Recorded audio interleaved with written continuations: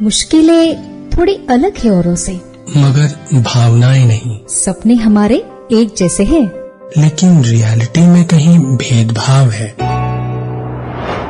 राहों में उतार चढ़ाव तो आते हैं, लेकिन हमराही हमेशा साथ निभाते हैं। रेडियो मधुबन 90.4 FM पर सुनिए कार्यक्रम हमराही, दिव्यांग साथियों की कहानी, जिंदगी का साथ निभाने की ये है खास कहानियाँ। सिर्फ रेडियो मधुबन 90.4 FM पर रविवार शाम 5 बजे सुनते रहिए, मुस्कुराते रहिए। हमराही हमराही।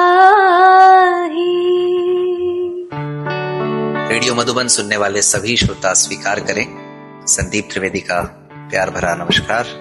श्रोताओं, हाजिर हूँ आज एक बार फिर आप सबका बहुत ही जाना पहचाना पसंदीदा प्रोग्राम लेकर के, जिसका नाम है हमराही और जिसका इंतजार आप सप्ताह भर किया करते हैं। और आजकल ये इंतजार कई बार थोड़ा लंबा भी हो जाता है, क्योंकि प्रोग्राम लगातार नहीं आ रहा है। 1-2 सप्ताह जो है इसमें बीच में ब्रेक हो जाता है, लेकिन खैर कोई बात नहीं, ये सिलसिला लगातार जारी रहेगा आप सबके साथ में। तो आप सुन रहे हैं रेडियो मधुबन 90.4 FM, सुनते रहो, मुस्कुराते रहो। आज हम हमराही प्रोग्राम में बहुत सारी बातें करने वाले हैं दोस्तों। आज का प्रोग्राम कई मायनों में बहुत खास है और आप सबके लिए कई सारे नए नए एक्सपीरियंसेस आज के इस प्रोग्राम में होने वाले हैं। अब तक हमने ज्यादातर प्रोग्राम्स में ये देखा है कि परंपरागत बातें ज्यादा होती, लेकिन आज कुछ नया जो शायद हो सकता है आप लोगों के लिए सुनने में थोड़ा सा लगे कि अरे ये कैसे हो सकता है, लेकिन आज कुछ ऐसी ही बातें होंगी। क्योंकि वैसे भी हमारे इस प्रोग्राम का उद्देश्य आप सब जानते हैं। हम इस प्रोग्राम के माध्यम से कोशिश करते हैं कि हमारे जितने भी दिव्यांग साथी हैं, उन्होंने किस तरह से अपने जीवन को आगे बढ़ाया, सोसाइटी में अपना एक अलग मुकाम स्थापित किया और किस प्रकार उन्होंने जीवन की जो छोटी छोटी चुनौतियां हैं उनसे पार पाया है। अपने जीवन साथी की तलाश में किस किस तरह की परेशानियों का सामना करना पड़ा या नहीं करना पड़ा, समाज का, परिवार का, और किस तरह से उन्हें सपोर्ट मिला बाकी लोगों का, ये सब जानने की कोशिश। लेकिन इस सबसे महत्वपूर्ण ये है कि कुछ लोग ऐसे होते हैं दोस्तों जो न सिर्फ अपने जीवन को बल्कि औरों के जीवन को भी आसान बनाने के लिए दिन रात लगे रहते हैं। तो आज के हमारे मेहमान कुछ ऐसे ही। जी हाँ, स्वागत कीजिए वीना मेहता वर्मा मैम और प्रशांत रंजन वर्मा सर। ये आज देश की राजधानी से हमारे बीच में जुड़ रहे हैं और दोनों ही टेक्नोलॉजी की दुनिया में यूं कहूं कि मैं अपना नाम बहुत अच्छी तरह से स्थापित कर चुके हैं, जमा चुके हैं, और उसी टेक्नोलॉजी की बदौलत आज देश भर का हर एक दृष्टिबाधित व्यक्ति इनसे परिचित है।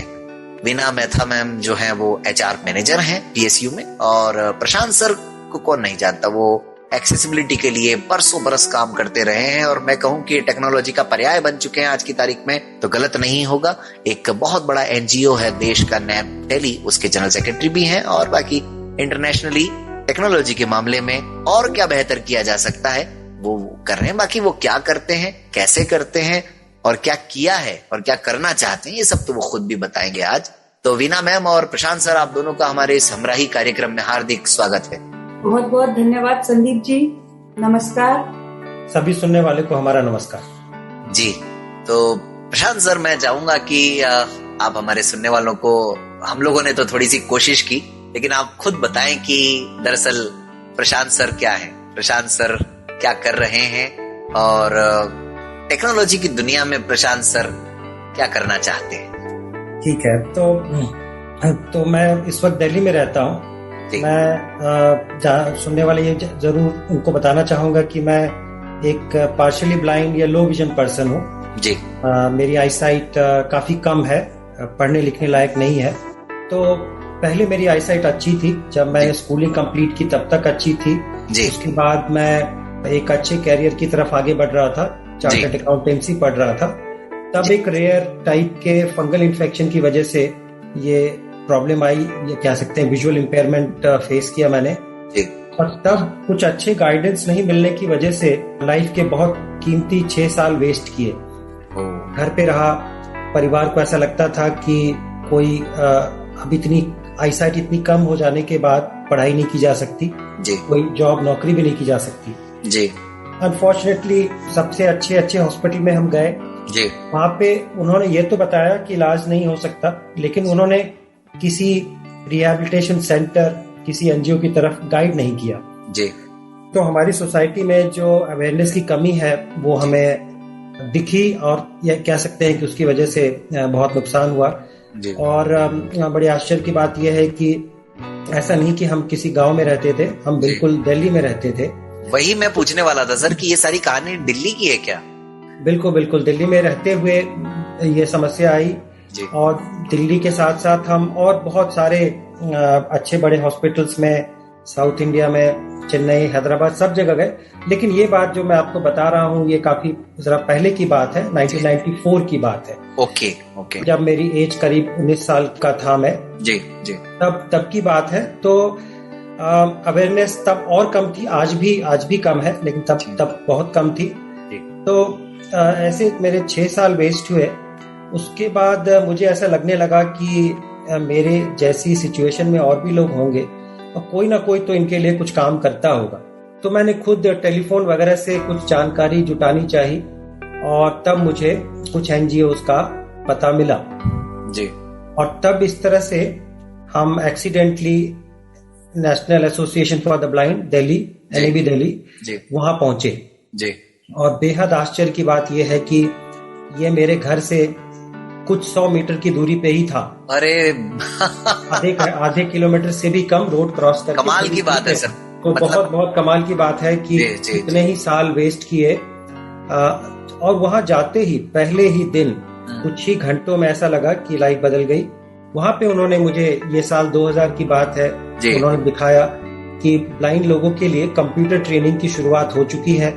कंप्यूटर का इस्तेमाल करके लिखने पढ़ने की क्षमता जो वो खो चुके हैं वो दोबारा पा सकते हैं और सोसाइटी के आम लोगों की तरह पढ़ सकते हैं और कोई भी काम कर सकते हैं जी।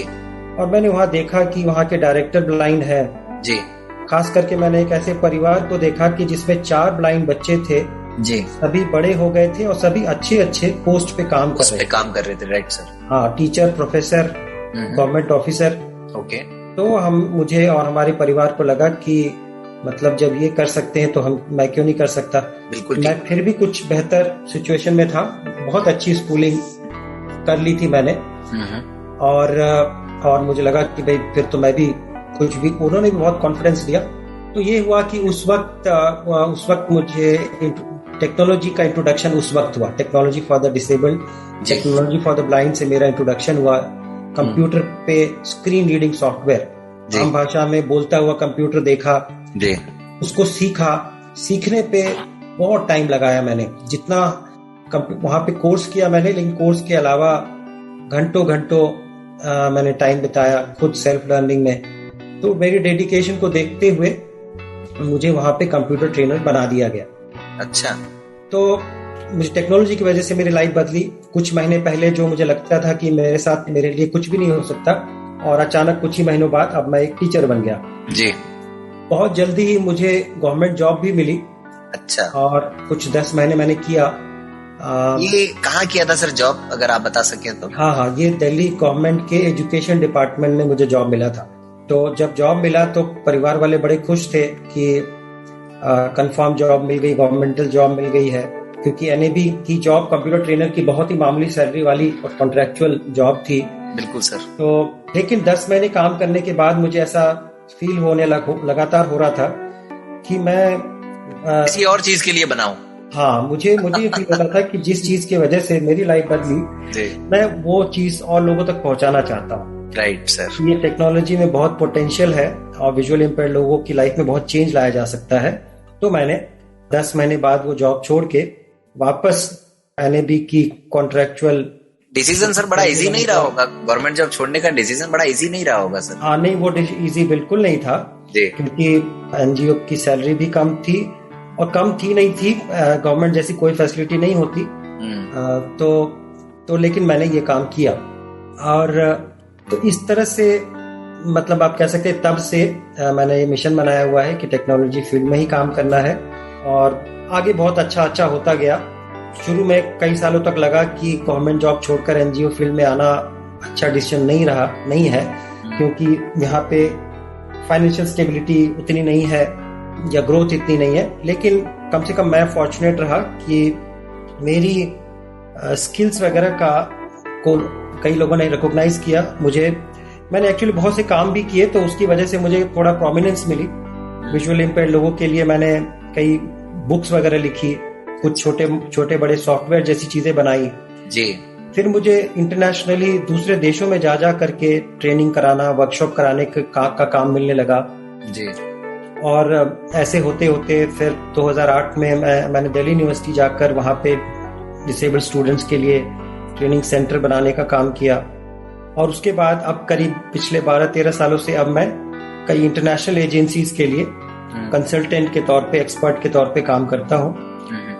बहुत से देशों में जाता हूँ और इंडिया में भी भरपूर काम करता हूँ, लेकिन मेरी मेनली जो इनकम है वो बाहर के कंट्री से ही होती है। अच्छा। इंडिया में मैं वॉलंटरीली वापस उस एनएबी के लिए जो कर सकता हूँ कर रहा हूँ, उसकी मदद, उसके मैनेजमेंट में जनरल सेक्रेटरी के तौर पर काम करते हुए। जिस एनएबी ने आपकी लाइफ को एक तरह से चेंज कर दिया। हाँ, तो बिल्कुल उससे मेरा बहुत लगाव है। तो लोगों ने वहाँ पे मुझे वापस चुना, इलेक्शन में मुझे जनरल सेक्रेटरी बनाया जी। तो अब मैं करीब 6 सालों से वहाँ जनरल सेक्रेटरी भी हूँ और अपना सारा प्रोफेशनल वर्क करने के अलावा एनएबी के मैनेजमेंट का काम भी जितना हो सके देखता हूँ। तो ये मेरे बारे में ब्रीफली है जी। क्या बात है, बहुत जबरदस्त सर। और भी आपके एक्सपीरियंस आगे पूछते रहेंगे हम। इस बीच में मैं वीना मैम को इनवाइट करता हूँ। वीना मैम, आप बेसिकली कहाँ से हैं और ब्लाइंडनेस कैसे हुई और आजकल क्या कर रहे हैं? अभी तक आपकी जर्नी कैसी रही है, प्लीज आप बताएं हमारे श्रोताओं को। मैं टोटली ब्लाइंड हूँ, जैसे मैं बताना चाहूंगी कि मेरी विजन बिल्कुल नहीं है जी मैम। और मैं ओडिशा में ही थी, मेरे फादर वहाँ काम करते थे।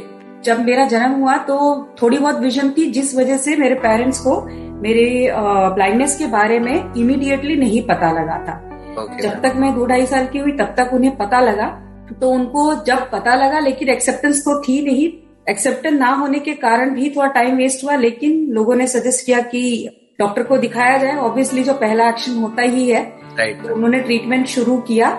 ट्रीटमेंट कराने बहुत जगह लेके जाते रहे, बहुत सारा टाइम वेस्ट हुआ। तब तक तो मतलब मैं घर की बड़ी हूँ, बाकी और मेरे 3 सिस्टर्स हैं और मेरी जो सबसे छोटी सिस्टर है वो भी विजुअली इम्पेयर्ड है। तो इत्तेफाक की बात है, हम 4 सिस्टर्स में से 2 जो बीच के हैं वो बिल्कुल ठीक है और सबसे छोटी और मैं, हम दोनों को ब्लाइंडनेस है और बाय बर्थ है। अच्छा। हाँ, तो जब तक पेरेंट्स को पता लगा ट्रीटमेंट कराया, लेकिन मेरा ट्रीटमेंट चलता रहा और छोटी सिस्टर का भी चलता रहा। जब वो आई तो तब तक मेरी एज हो चुकी थी 10-12 साल की। Yes ma'am. तब तक पढ़ाई वढ़ाई कुछ भी नहीं था। तो अलीगढ़ में मेरा लास्ट ट्रीटमेंट हुआ था। वहाँ पे किसी डॉक्टर ने मेरे फादर को सजेस्ट किया कि आप इनकी आंखें ठीक नहीं हो सकती हैं, तो इनको आप स्कूल में पढ़ाओ जी। स्कूल में पढ़ाने के लिए जब सजेस्ट किया तब तक उड़ीसा में ही थे। अब मेरे फादर ने स्कूल ढूंढना शुरू किया, लेकिन क्योंकि वो बहुत छोटी सी जगह थी, माइंस का एरिया था, तो उनको स्कूल तो मिलना बहुत मुश्किल था। हाँ, उनको सूटेबल नहीं लगा। हालांकि वो उड़ीसा के जो कटक और जो प्रोमिनेंट प्लेसेस है वहाँ जाके देख के आए थे, 1-2 मिला भी, पर लेकिन उन्हें कन्विंसिंग नहीं लगा कि हमें वहाँ एडमिशन करा सकते। तो फिर किसी ने दिल्ली आने का सजेशन दिया, तो दिल्ली में आए थे जो गर्ल्स का स्कूल है विजयानंद। तो उसमें हुआ क्या कि क्योंकि मैं बड़ी थी, मैं 11-12 साल की थी, उन्होंने मुझे एडमिशन नहीं लिया, मेरी सिस्टर का ले लिया, ये कहते हुए कि ये तो बड़ी है, इसको ब्रेल सिखा के लाओ तब हम एडमिशन। एक ब्लाइंड स्कूल ने बोला कि हम नहीं लेंगे। बताइए, ब्रेल कहाँ से सीखे हम? भाई ब्रेल तो इंसान ब्लाइंड स्कूल में तो सीखता है, अगर कोई ब्लाइंड है तो जी। तो उन्होंने मना कर दिया, पर मेरी सिस्टर का एडमिशन हो गया। मैं बहुत दुखी हो गई कि मैं इतना उम्मीद लेकर आई थी पढ़ने के लिए, तो मेरी पढ़ाई तो हो नहीं पाएगी जी। लेकिन पढ़ना शायद लिखा था तो लिखा था या था भाग्य में, व्हाटएवर, जो कुछ भी कह सकते हैं। बिल्कुल बिल्कुल बिल्कुल मैम। कि फिर किसी ने सजेस्ट किया एनएबी का नाम आरके पुरम में। पढ़ने लिखने के साथ साथ मिलना भी कहीं ना कहीं लिखा था ना। हाँ, हो सकता है। तो हम मम्मी के रिलेटिव के घर में रहते थे, वहाँ पे कोई लेडी थी जो फरीदाबाद का एनएबी है वहाँ काम करती थी। उन्होंने आरके पुरम का पता दिया कि आप वहाँ जाके देखो, तो हो सकता है वहाँ हो जाए। तो जब हम गए तो वहाँ पे ना का सवाल ही नहीं था। ये 89 की बात है।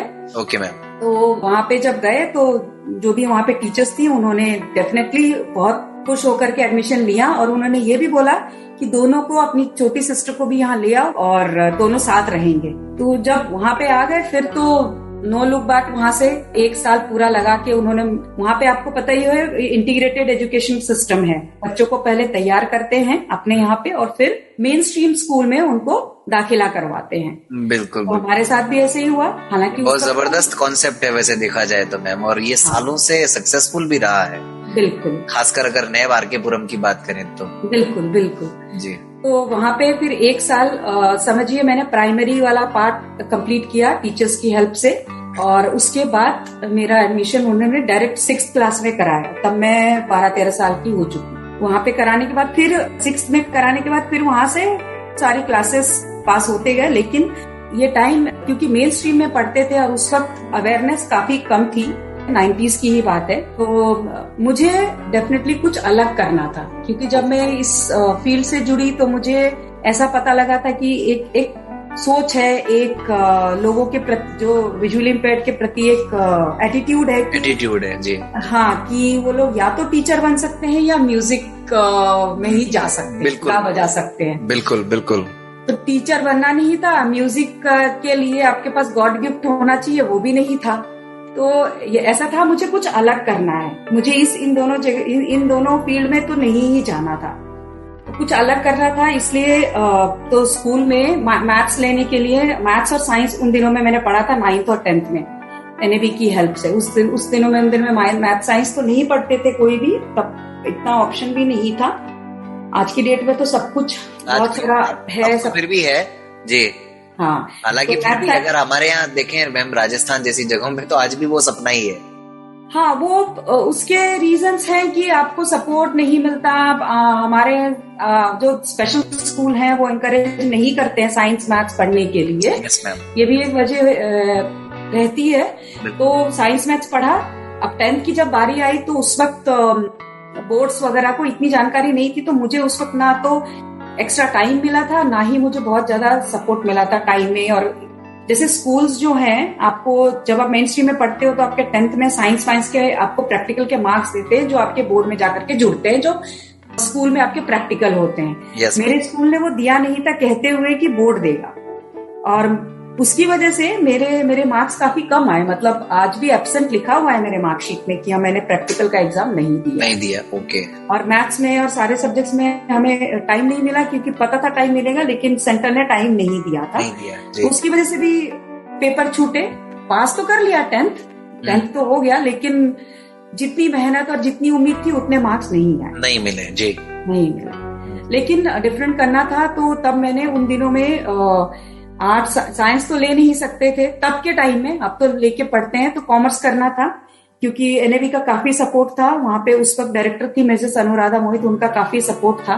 Yes ma'am. कि कुछ अलग करना है तो कर सकते हैं, तो स्कूल ने भी सपोर्ट किया। तो मैंने कॉमर्स लिया 11th-12th में। उस वक्त नहीं पढ़ने का मतलब, उस वक्त शायद ही कोई किसी ने लेकर पढ़ता था कॉमर्स जी।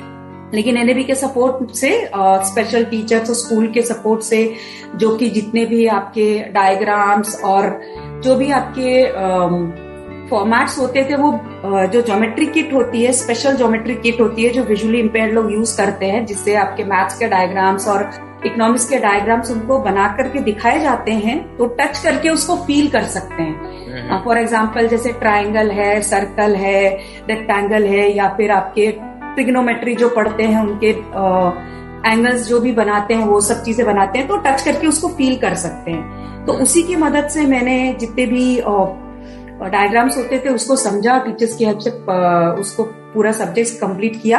और 12th में ठीक ठाक मार्क्स आ गए सपोर्ट की वजह से, और बोर्ड तब तक थोड़ा अवेयर हो चुका था, तो एक्स्ट्रा टाइम मिल गया। उसके बाद मैंने बीकॉम किया दिल्ली यूनिवर्सिटी से। अब तब मेरा इरादा तब तक हो चुका था कि मुझे मैनेजमेंट करना है, एमबीए का कोर्स करना है। 2000 में मैंने ग्रेजुएशन किया था, तो मैंने कई यूनिवर्सिटीज में अप्लाई किया कि मुझे मैनेजमेंट का कोर्स करना है।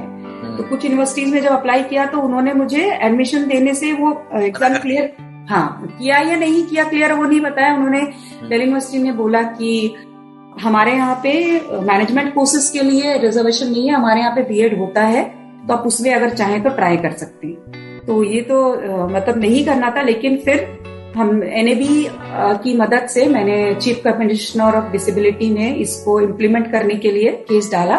तो उसके बाद से डिसेबिलिटी एक्ट के तहत 95 के डिसेबिलिटी एक्ट के तहत तो जब केस किया तो उसको सॉल्व होने में 1 साल लगा। और मेरे केस करने के बाद से जितने भी आपके इंडिया में AICTE approved, all India council for technical education approved जितने भी इंस्टीट्यूट्स हैं जो टेक्निकल एजुकेशन चाहे मैनेजमेंट वाले कोर्सेस रन करते हैं, उनको फिजिकली हैंडीकैप्ड को रिजर्वेशन देने। क्या बात है, पायनियर बन गए इस मामले में तो आप।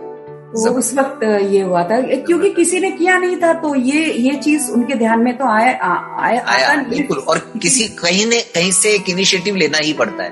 हाँ, वो लेने के बाद फिर मुझे 1-2 साल लगा, फिर मैंने MBA किया। पर मैं पुणे से मैंने MBA किया HR स्पेशलाइजेशन 2004 में। लेकिन फिर एक बात आई कि अब जब MBA करते हैं आपका कैंपस रिक्रूटमेंट होता ही है, और सब लोगों का हो गया, मेरा हुआ ही नहीं फॉर ऑब्वियस रीजंस कि विजुअली इम्पेयर्ड है तो जॉब में नहीं। लेकिन उनको ये नहीं बताया गया कि भाई ये यहाँ पर सक्सेसफुली इन्होंने अपना कोर्स भी कंप्लीट किया है, तो फिर कैंपस इंटरव्यू में बिठाने में क्या प्रॉब्लम थी? कोर्स सक्सेसफुली पास करना एक बात है, लेकिन जॉब करना वो तो एटीट्यूड की बात है। कोर्स कंप्लीट करते हुए तो प्रोफेसर्स ने देखा था, 2 साल में उन्होंने समझा था, वही बात है। तो उन्होंने मुझे बहुत सपोर्ट किया, मेरे इंस्टीट्यूट का काफी सपोर्ट था उनका उन दिनों में। मेरे पास तब तक तो मैं टेक्नोलॉजी से काम करना शुरू कर दिया था, सीख लिया था। जी। तो मैंने MBA सारा पूरा कंप्यूटर की मदद से ही किया था, और खुद के पास कंप्यूटर भी खरीदा था, स्कैनर भी था, स्कैन करके बुक्स को पढ़ती थी। और इंस्टीट्यूट ने भी मुझे अपने लैब में कंप्यूटर का फैसिलिटी दे रखा था, मैंने अपना सॉफ्टवेयर इंस्टॉल कर रखा था। और ऑफिस स्टाफ हो, प्रोफेसर्स हो या मेरे जो बैचमेट्स थे, उनका काफी सपोर्ट था। और अच्छी बात थी कि मुझे इस वाले कोर्स में मुझे किसी चीज की चिंता करने की जरूरत नहीं थी, ना ही राइटर अरेंजमेंट करने की और ना ही टाइम की। जितने बार भी एग्जाम होते थे, कम से कम ट्राइमेस्टर सेमेस्टर जितने भी एग्जाम्स होते थे, उन्होंने ही मुझे अरेंज करके दिया था, पैसे भी वो पे करते थे। तो ये मेरा एकेडमिकली मेरा बेस्ट टाइम था। और जितना मतलब जो स्ट्रगल पीछे किया था उसका ये गिफ्ट था, बेस्ट वाला पार्ट था। जी कि मुझे किसी चीज के लिए स्ट्रगल नहीं करना पड़ा। जी। तो फिर कैंपस रिक्रूटमेंट तो नहीं हुआ, फिर मैंने यहाँ दिल्ली में आकर के अपना जॉब ढूंढना शुरू किया। तो प्राइवेट सेक्टर में मैंने जॉब किया 2-3 साल नोएडा में, सॉफ्टवेयर कंपनी में। उस वक्त था कि मैंने MBA किया है, पर मेरे एग्जैक्टली डिसिप्लिन से रिलेटेड तो मुझे जॉब नहीं मिली थी। लेकिन क्योंकि ये सोचा था कि कुछ नहीं करने से बेहतर है कुछ तो करना। जी।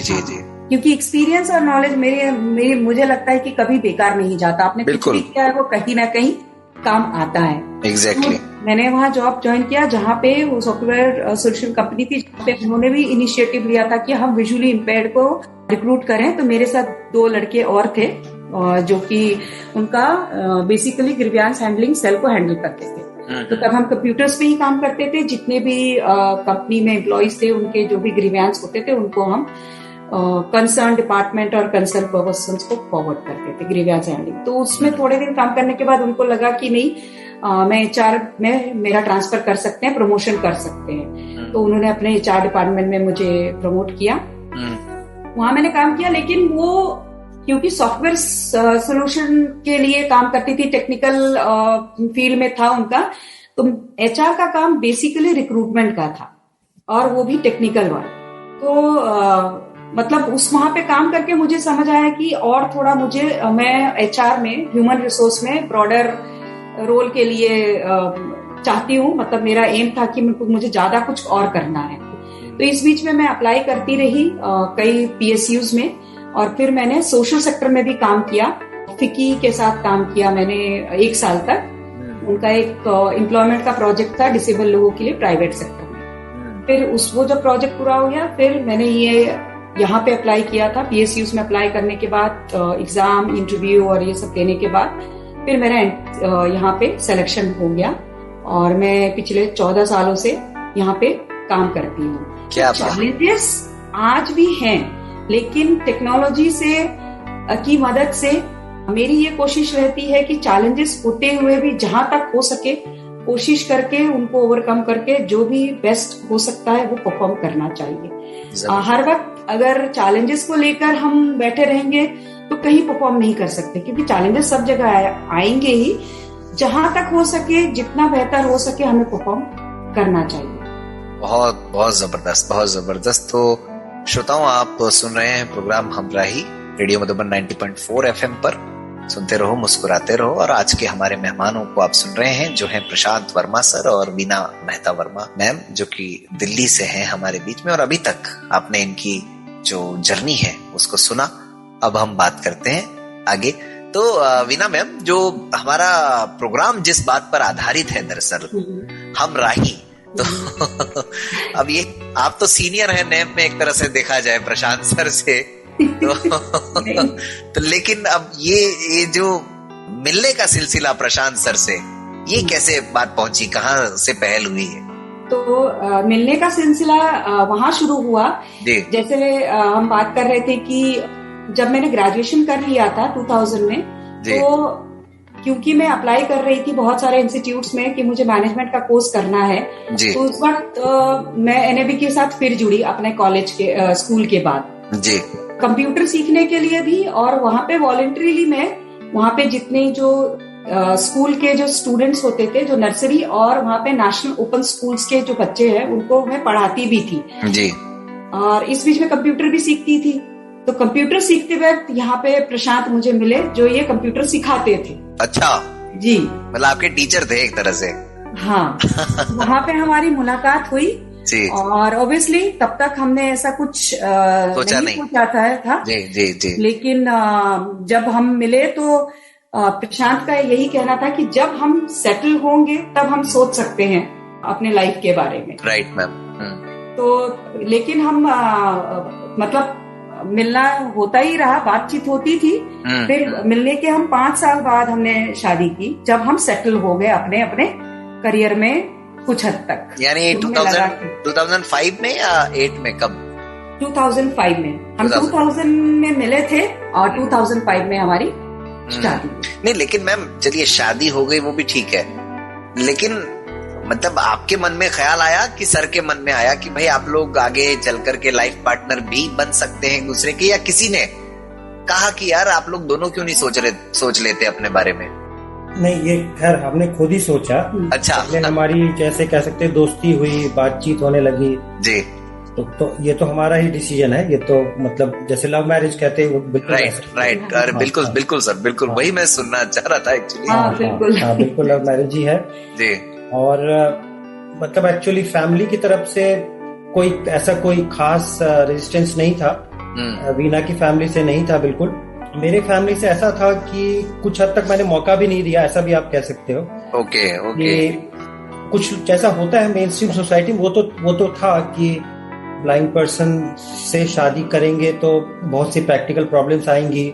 और आपकी फैमिली थी भी दिल्ली में ही सर, तो इसलिए वही बात है कि आप अगेन यहाँ पर भी आपके लिए डिसीजन बड़ा मतलब ये बहुत मुश्किल भरा रहा होगा। हाँ, ये हुआ कि मैंने जैसे ये बात नहीं बताई, मतलब जैसे हमारी मिलना जुलना दोस्ती वाली बात लास्ट तक नहीं बताई। मतलब नहीं बताई, दोस्ती नहीं, हमने शादी का प्लानिंग कर ली थी कि करेंगे।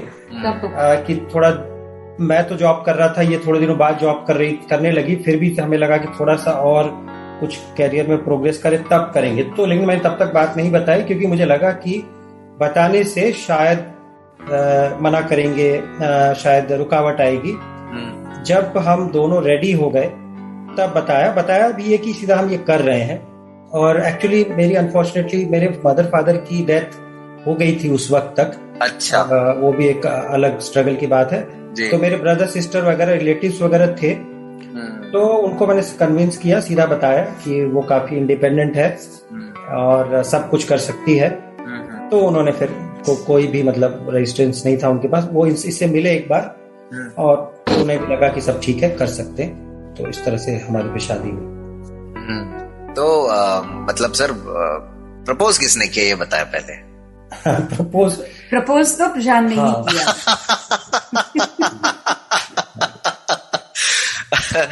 तो प्रशांत सर, ये मतलब कभी दोस्ती से, शादी से पहले कभी आपने इस बारे में सोचा था कि यार मेरा लाइफ पार्टनर कौन मतलब हो सकता है, साइटेड से करूं, ब्लाइंड से करूं, या ये कोई बात मन में आई नहीं, बस दोस्ती हुई और प्यार हुआ और फिर शादी हो गई? हाँ, अपने लिए ऐसा ही था वैसे, लेकिन मैं जब NAB में काम करने लगा जी ईयर 2000 से जी, तो आसपास बहुत सारे मतलब विजुअल इम्पेयर्ड लोग थे। मैं बहुतों को ट्रेनिंग दे रहा था, हमारे स्कूल में बच्चे थे जी। तो मैरिज को लेकर के जो इश्यूज हैं, लोगों के बीच में डिस्कशंस हैं, इन सब चीजों से मैं पूरी तरह से अवेयर था जी। तो लेकिन हाँ, धीरे धीरे मैं खुद कन्विंस हो गया था कि इसमें कोई इश्यू नहीं है कि विजुअल इम्पेयर्ड के साथ शादी करें। इसको लेके खुद भी कोई कंसर्न रह नहीं गया था, एक्सेप्टेंस हो गई थी तब तक। तो इस तरह से कह सकते हैं कि थोड़ा सा इजी था। अगर मैं शायद कोई मेन स्ट्रीम कहीं और काम कर रहा होता तो शायद मुझे भी ये बात मन बनाने में शायद देर होती या मुश्किल होती, लेकिन ऐसा नहीं हुआ। वही मेरा एक्चुअली पूछना, इसीलिए मैंने पूछा कि कभी कभी तो हम सोच लेते हैं इस बारे में, इतना वक्त मिल जाता है, लेकिन कभी ऐसा होता है कि नहीं यार, सब कुछ मतलब एक कोइंसिडेंट की तरह सब कुछ होता चला जाता है। हाँ, ये कुछ उसी तरह से था कि 2000 में हम मिले, काफी बातचीत होने लगी, मिलने लगे, और 2001-2 तक हमने सोच भी लिया था कि हाँ, हम शादी करेंगे जल्दी ही। तो इस तरह से है। और कहीं ना कहीं सर इन चीजों का भी फर्क पड़ता है कि दोनों ही आप लोगों को टेक्नोलॉजी में बड़ा इंटरेस्ट था। हाँ, और बिल्कुल इंटरेस्ट था, और इन सालों, ये 1-2 सालों में मैं लगातार चैलेंजेस सॉल्व भी कर पा रहा था कि जो भी चैलेंजेस आ रहे थे हमारे सामने जी, कई सॉल्यूशंस भी ढूंढ लिए थे, वो खुद बनाने लगा था। तो ताकि नहीं, कोई बात नहीं, चैलेंजेस सब सॉल्व हो सकते, कर सकते, और चैलेंजेस सबके सामने होते हैं। ये भी एक समझ थी कि ऐसा नहीं है कि जो नॉन डिसेबल्ड है उनकी लाइफ में कोई चैलेंज नहीं है, सब कुछ तो वो भी नहीं कर सकते। तो फिर घबराना क्यों, इस तरह की बात है। ये बात सही है सर, लेकिन जैसे शुरू में आपने कहा कि आपको थोड़ा दिखाई देता है, आप लो विजन है। हाँ। अभी हम देख रहे हैं सर, आज की सिचुएशन में भी, मतलब 2022 में भी, जो लो विजन है वो, उनको लगता है यार साइटेड से होनी चाहिए, और जो टोटली ब्लाइंड है उनको लगता है कि लो विजन तो एटलीस्ट हो ही हो। तो ये इस मायने में मतलब ये बड़ा एक, मैं कहता हूँ कि बड़ा अच्छा एक डिसीजन है। आपने इस बात को प्रोग्रेसिवली लिया और समझा कि आपके मन में ऐसा कोई डाउट नहीं था। बिल्कुल। अभी तो ऐसा है कि अब मैं इस फील्ड में अब 20-21 साल से हूँ, तो अब तो मुझे पिछले 5-7 सालों से विजुअली इम्पेयर्ड लोगों के पेरेंट्स अप्रोच करते हैं कि आपकी नजर में हमारे बेटे या बेटी के लिए कोई है।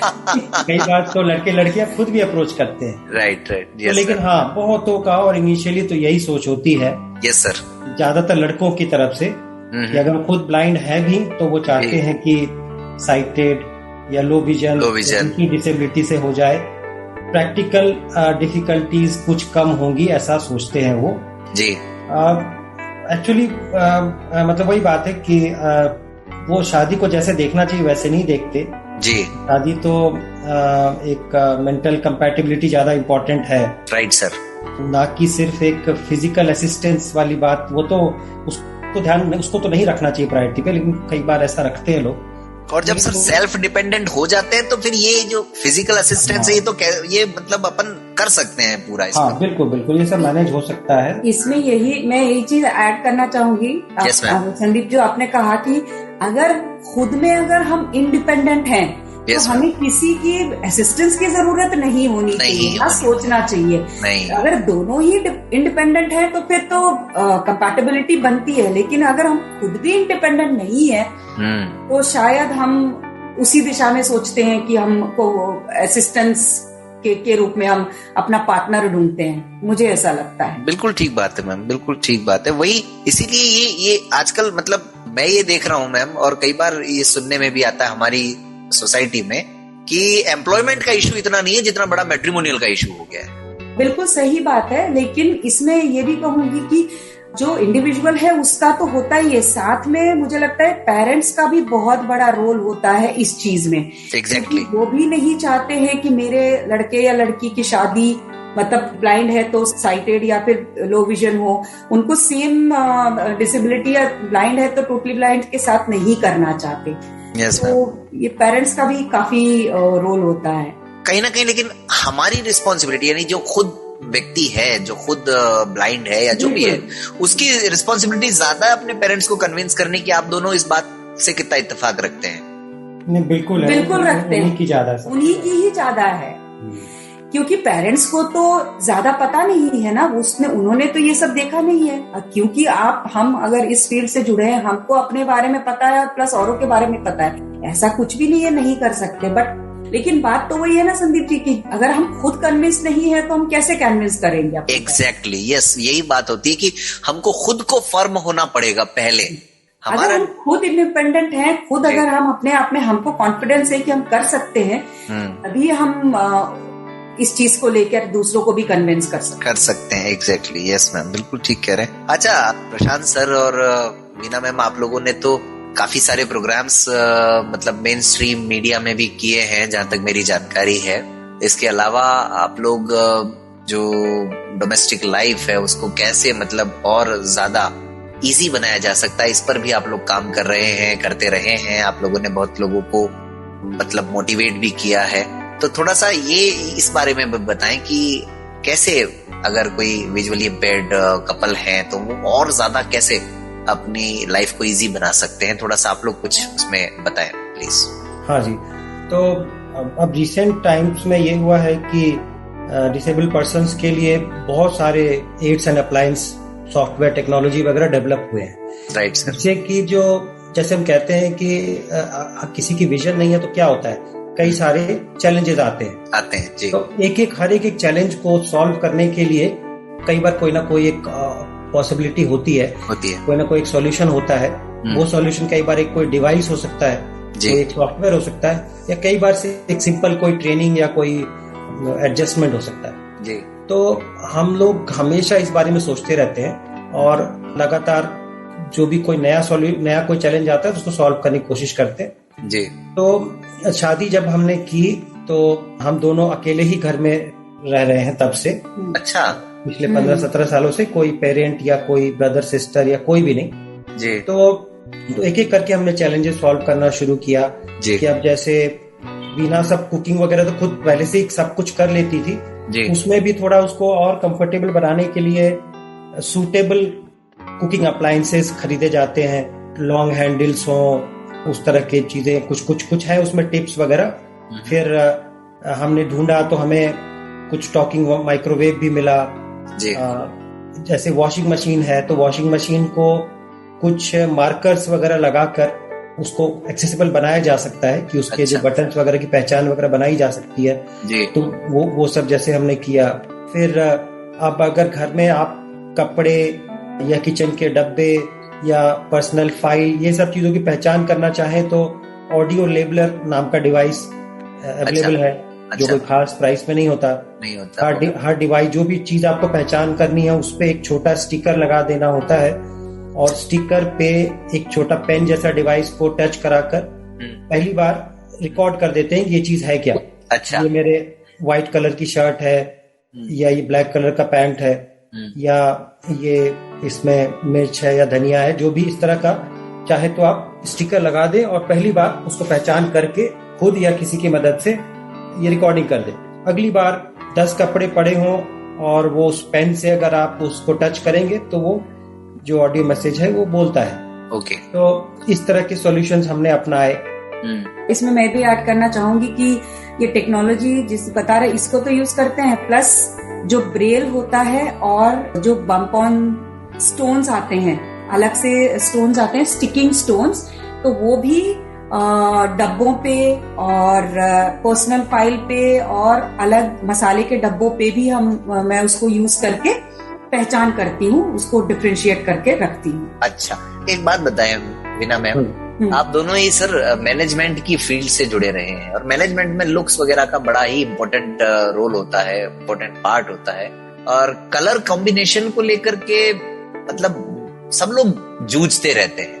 तो ये इस मामले में फिर क्या करते हैं आप लोग? कलर कॉम्बिनेशन, जैसे वीना मैम आपने बताया बाय बर्थ ब्लाइंड है, आपने कहाँ से ये जजमेंट सीखा कि भाई ये कलर कॉम्बिनेशन हो सकता है, जिसने देखा हुआ हो उसके लिए मुश्किल नहीं है, लेकिन आपने कैसे इसको ओवरकम किया इस चैलेंज को? इसके लिए थोड़ा सा जब जैसे मैं बाय बर्थ ब्लाइंड तो हूँ, लेकिन मैं जब क्योंकि मेरा रेटिनाइटिस पिगमेंटोसा है तो शुरू में मुझे विजन था, कम विजन था, तो मुझे कलर्स का मैंने कलर्स देखे हैं। लेकिन मान लीजिए मैम जिसने देखे ही नहीं हो जी, जिसने देखे ही नहीं, तो इसके लिए मैं अपने दोस्तों का और अपने सिस्टर्स का और अपने फ्रेंड्स का उनकी हेल्प लेती हूँ। शुरुआत में मैंने उनसे हेल्प ली कि कौन सा कॉम्बिनेशंस, और आज की डेट में तो जब से इंटरनेट है तब से आप पढ़ते ही हैं, तो अपने आप को अपडेटेड रहने के लिए फैशन वर्ल्ड से, या फैशन भी नहीं कहें तो चलिए, अपने आप को अपडेटेड रहने के लिए ड्रेसिंग सेंस आपका कैसे बेहतर हो उसके लिए मैं पढ़ती हूँ और लोगों से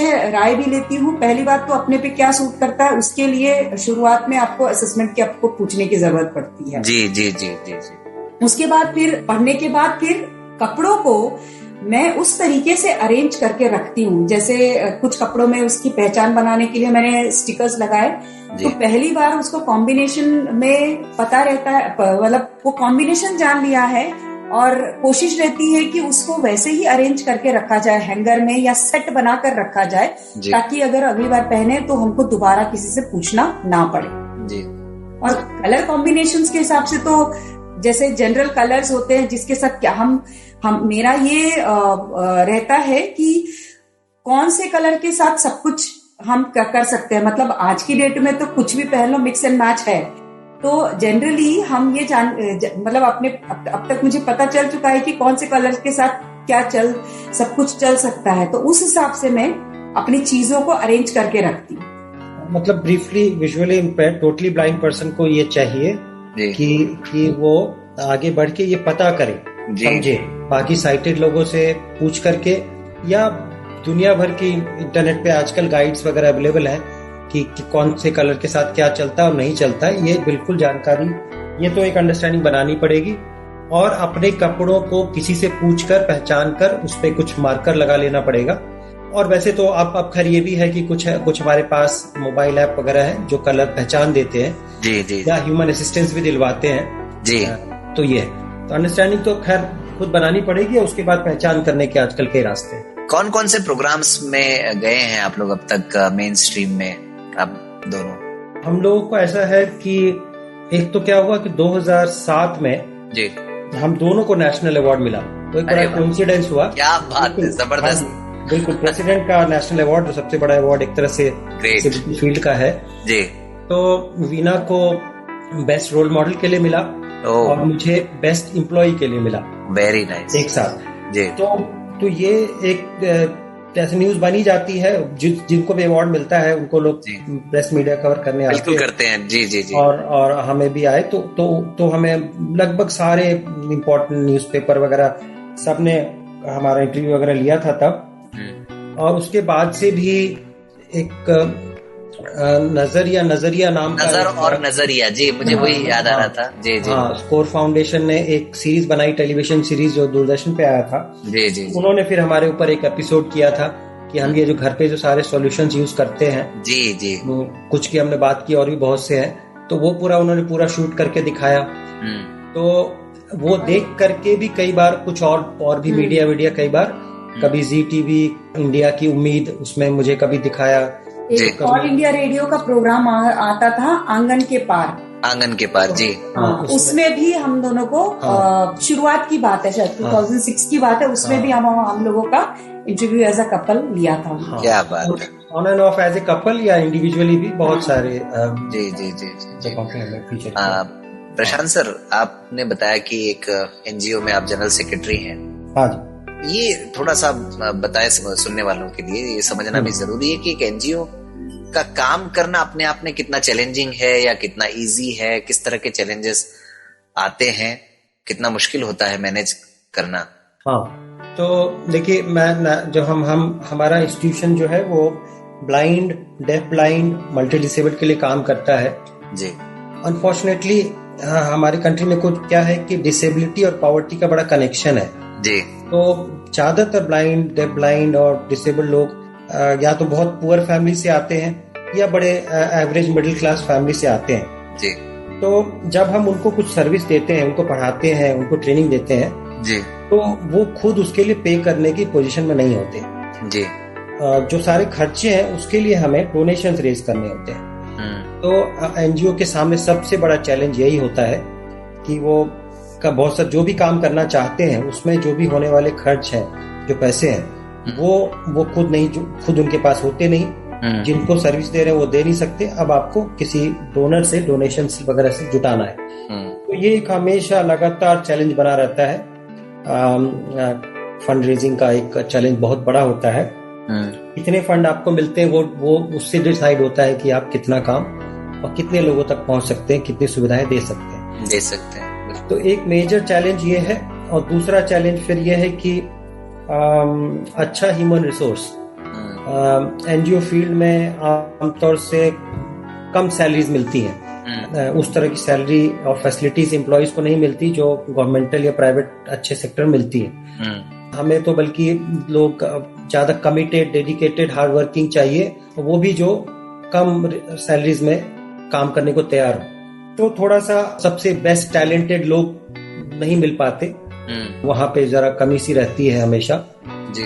और उसके अलावा नंबर बहुत ज्यादा है हमारे ऐसे। अगर मैं सिर्फ अपने फील्ड की बात करूं, विजुअल इम्पेयर्ड लोगों की, तो इंडिया में दुनिया के सबसे ज्यादा ब्लाइंड पर्सन्स है। जी जी जी। और सारे एनजीओ मिलके उस पॉपुलेशन के मैं बोलूंगा कि 10% तक को भी सुविधा नहीं दे पाए, सर्व नहीं कर पाए।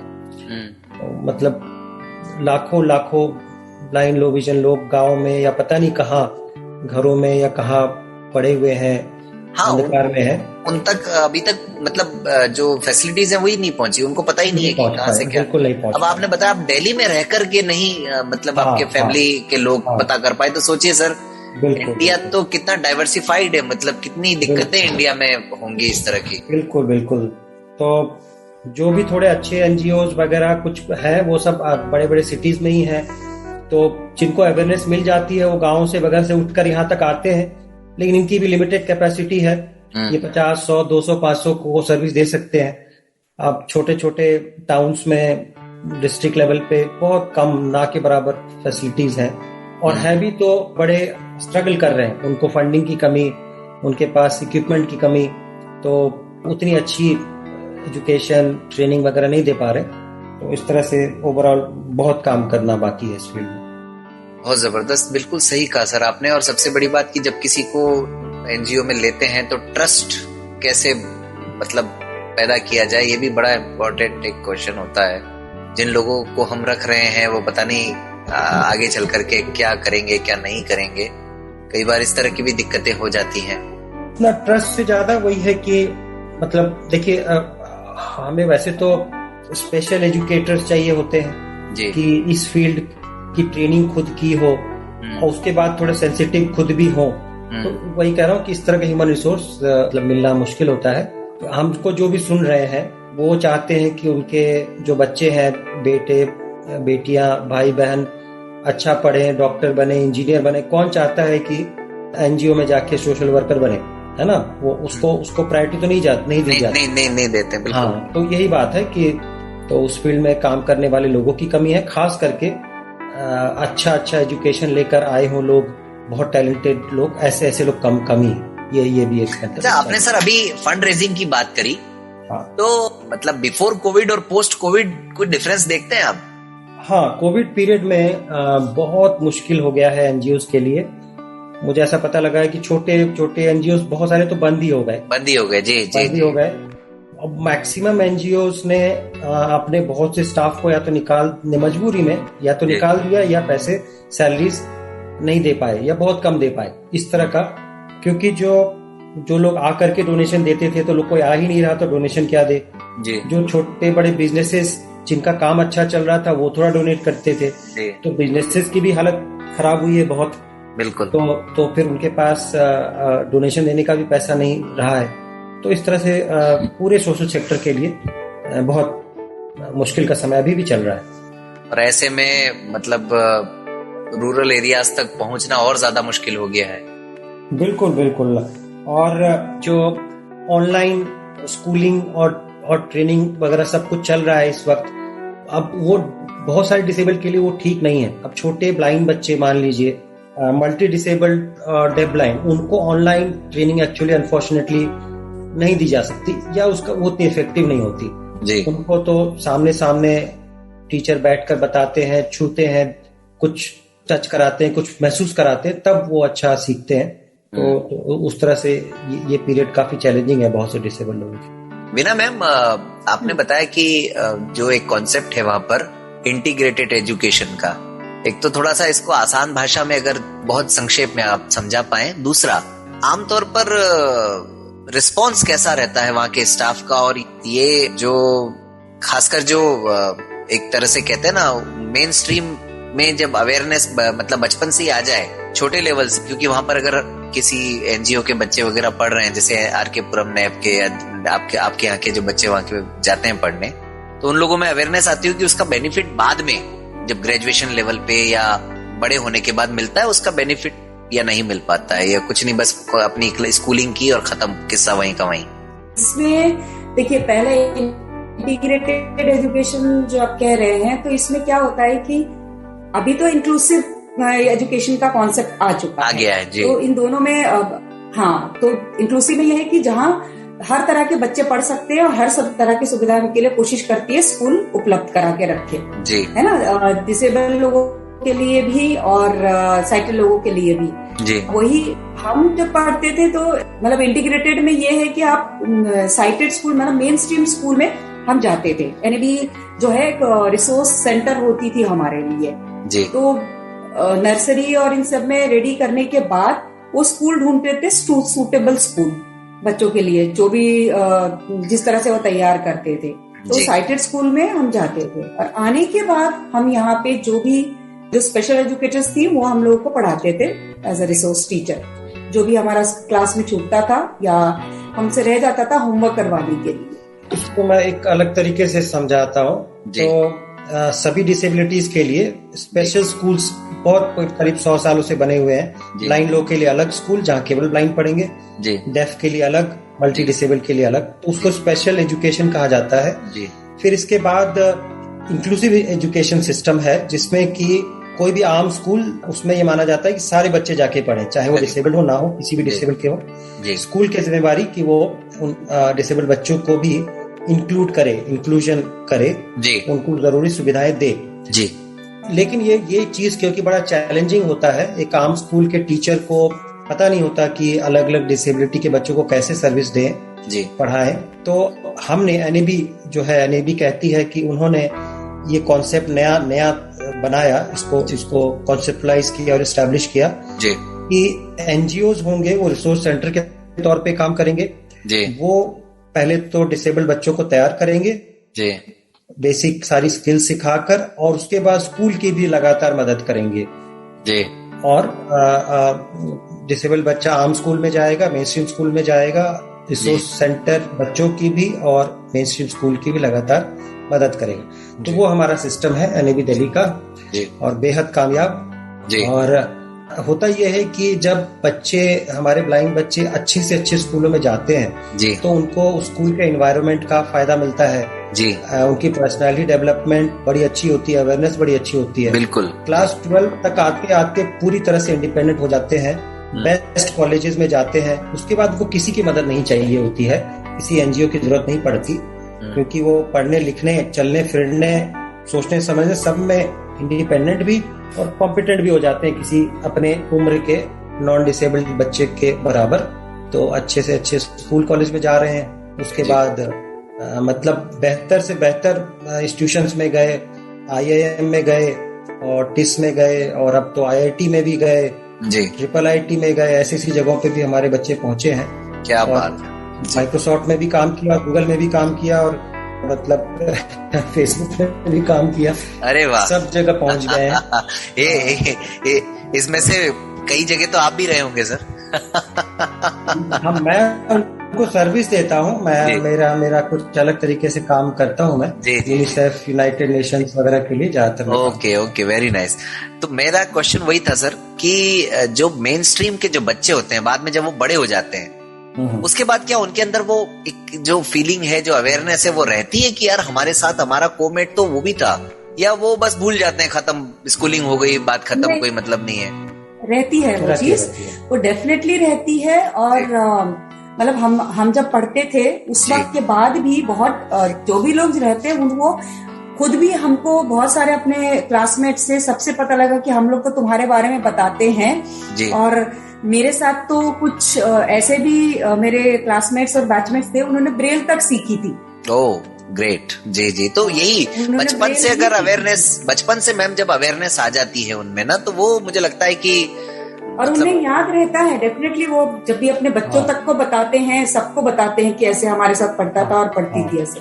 ये एक्चुअली ये इंक्लूजन बहुत ही अच्छा है पूरी सोसाइटी के लिए, क्योंकि किसी इंसान ने अगर अपने क्लास में कभी ब्लाइंड बच्चा या डेफ बच्चे को देखा होता है, आगे चल के जब वो कोई मान लीजिए कि जॉब कर रहा है या कोई बिजनेस खोल लिया और सामने उसके एक डिसेबल्ड पर्सन आया, तो उसकी सेंसिटिविटी बहुत बढ़िया होती है, उसको बहुत कुछ समझ होती है कि इसके साथ बात कैसे करूं, ये क्या कर सकता है, नहीं कर सकता है जी। या वो कुछ बना रहा हो, कोई सॉफ्टवेयर बना रहा हो, वेबसाइट बना रहा हो, मशीन बना रहा हो, तो वो दिमाग में कहीं ना कहीं कोने में रहता है कि अच्छा हो सकता है कि कोई ब्लाइंड भी इसे इस्तेमाल करेगा, तो उसके बारे में भी सोचता है।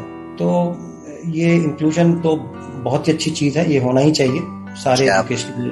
क्या बात, बहुत जबरदस्त सर। अच्छा, आप दोनों से बात करते करते अब समय इतना हो गया कि मतलब मुझे लगता है कि कहीं ज्यादा नहीं हो गया हो कार्यक्रम। तो अगर कोई चाहे आप दोनों की बातें सुन करके अगर आप लोगों से कुछ हेल्प लेना, तो क्या कोई कांटेक्ट कर सकता है वीना मैम और प्रशांत सर आपसे, कोई ईमेल से या किसी भी कोई है प्लेटफॉर्म? जी देखिए, दो तीन तरीके हैं एक्चुअली। पर्सनल नंबर तो सोशल मीडिया पे ऐसे देना नहीं बिल्कुल। हाँ, तो जैसे मैं एक दो तरीके बताता हूँ जी, कि हमें फेसबुक पे ढूंढ लें मान लीजिए, और हमें कुछ भी क्वेश्चन भेजें, ठीक है। मैं प्रशांत रंजन वर्मा और वीना मेहता वर्मा दोनों फेसबुक पे हैं, काफी एक्टिव हैं, वहाँ पे हमें ढूंढ सकते हैं, कुछ भी क्वेश्चन पूछ सकते हैं जी। या कोई ब्लाइंड पर्सन हो तो वो हमें NAB दिल्ली के हेल्पलाइन पे कांटेक्ट करें, किसी भी बात कोई भी क्वेश्चन पूछें। हाँ, बता दें आप सर। कोई एजुकेशन की जानकारी, कोई ट्रेनिंग की जानकारी, कोई सॉफ्टवेयर के बारे में, तो उसके मैं एक दो फोन नंबर बोल देता हूँ, बता दीजिए, लोगों के में रह जाए। हाँ बता। तो एक नंबर है, हाँ जी नंबर बता रहा हूँ मैं, 8826261166, और एक नंबर और बता रहा हूँ 9212319672। जी जी, बेहतर, बहुत जबरदस्त। हाँ जी, भी हेल्पलाइन के नंबर हैं जी जी। Monday to Saturday office time में फोन करें लोग 10 to 5 PM के बीच में। जी जी, किसी भी तरह की कोई भी जानकारी अबाउट लाइफ विद ब्लाइंडनेस पूछ सकते हैं। क्या बात, बहुत बहुत जबरदस्त। और दोस्तों, श्रोताओं, आप लोगों को जरूर हेल्प मिलेगी अगर आपको लगता है कि ये प्रोग्राम आज आप सबके लिए कुछ नई नई जानकारियां और नई नई बातें बताने वाला रहा है, तो आप लोग जरूर हेल्प लीजिएगा। मैं चाहूंगा चलते चलते वीना मैम हमारे सुनने वालों को क्या मैसेज देना चाहेंगे, प्लीज? मैसेज वैसे तो पूरा प्रोग्राम ही एक मैसेज हो गया। मैसेज मैं यही देना चाहूंगी, जो भी हमें सुन रहे हैं, जैसा आपने बताया कि इसमें मेन स्ट्रीम के भी लोग होंगे जी, तो अगर उन्हें कोई भी किसी भी तरह की अगर कभी उन्हें डिसेबल लोगों का सामना करना पड़ता है, मिले उन्हें कोई मतलब छोटा बच्चा हो या कोई भी, तो उन्हें ये प्रोग्राम सुनकर उन्हें जरूर जानकारी दें, वो इंटरनेट पे ढूंढें, लेकिन उस बच्चे को या भी जो भी इंसान है उसको रिहैबिलिटेशन सेंटर तक जरूर पहुंचाएं। ये तो मेरी जो हमारे मेन स्ट्रीम के लोग हैं उनसे ये रिक्वेस्ट होगी कि जैसे भी अभी, क्योंकि ये प्रोग्राम को सुनने के बाद वो अवेयर होंगे, तो वो उसको ऐसे ही ना छोड़े, जरूर उनको ये जानकारी पहुंचाएं कि उनको कहीं पास के रिहैबिलिटेशन सेंटर तक उन्हें का पता दे जरूर। जी जी जी। प्रशांत सर, आप जी। तो देखिए, अब डिसेबिलिटी के बारे में जो सही सोच है वो ये है कि डिसेबिलिटी ह्यूमन डाइवर्सिटी का पार्ट है। जैसे लोग लंबे या छोटे होते हैं, काले या गोरे होते हैं जी, मोटे या पतले होते हैं, ऐसे ही कुछ लोग में कोई शारीरिक भिन्नता होती है कि कोई हो सकता है किसी कम देख पाता हो या कम सुन पाता हो या नहीं सुन पाता हो।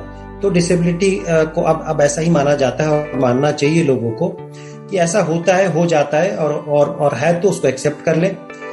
और ये जो कमी है इसको पूरा करने के लिए अब बहुत से सॉल्यूशंस अवेलेबल हैं, टेक्नोलॉजिकल सॉल्यूशंस खास करके। उसको अपनाएंगे तो वो कमी काफी हद तक पूरी हो जाएगी और एक अच्छी, हैप्पी, प्लेजेंट, सक्सेसफुल लाइफ जी सकते हैं। कोई फिर कमी नहीं रहेगी। तो मैं चाहूंगा कि लोग इस तरह से सोचें डिसेबिलिटी के बारे में। जी जी जी, क्या बात है। तो thank you so much Prashant sir और वीना मैम, आज हमें वक्त देने के लिए, रेडियो मधुबन पर आने के लिए, और इतनी अच्छी नई इंफॉर्मेशंस सबके साथ शेयर करने के लिए, अपनी लाइफ की बातें भी आप लोगों ने बताई। तो बहुत बहुत धन्यवाद आप दोनों का। Thank you very much. धन्यवाद। तो श्रोताओं, आज हमराही प्रोग्राम अब यहीं पर समाप्त करने की इजाजत दीजिए। कैसा लगा आपको ये प्रोग्राम जरूर बताइएगा 94 14 15 14 15 पर। और इसके अलावा रेडियो मधुबन का ऐप इंस्टॉल कर लें आप, एंड्रॉइड गूगल प्ले स्टोर पर अवेलेबल है। ईमेल करें info@radiomadhuban.in पर और सुनते रहें 24 घंटे 7 दिन रेडियो मधुबन 90.4 FM और सुनते रहें, मुस्कुराते रहें। मिलते हैं अगले रविवार फिर किसी और हमराही के साथ।